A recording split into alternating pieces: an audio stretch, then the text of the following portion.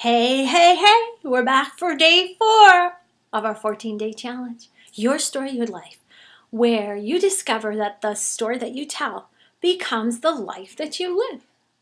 Hey, I want to send out some love and appreciation to you guys because I love your curiosity. I love your courage, but most of all, I am loving your commitment. Here we are having a great time growing together.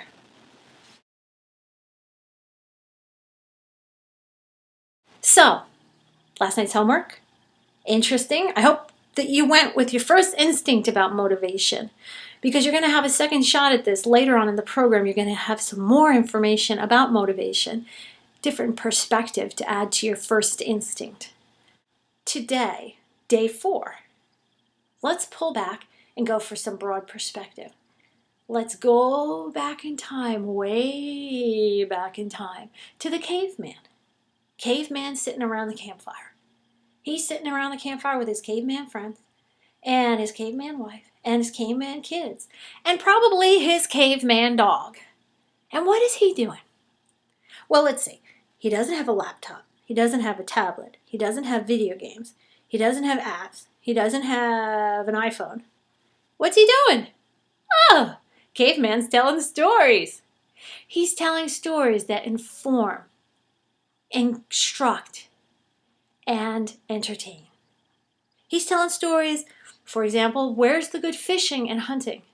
He's telling stories like about lineage and family history.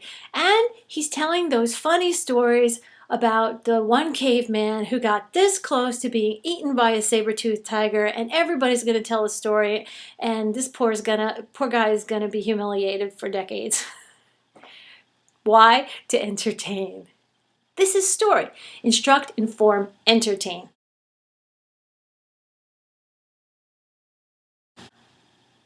That puts things in perspective, right? Because think about it, is that story all that much different than our own lives? Doesn't that sound like our conversations with our clients, our kids, our dinner table conversation?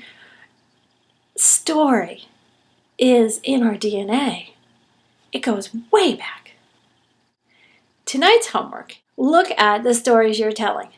What are those stories that you're telling? What are the stories you're telling around the dinner table, in your office, in waiting in line for groceries? What are the stories you tell? Just take a look at it and you'll see that story is part of the fabric of life. Have a good time with that. I'll see you tomorrow.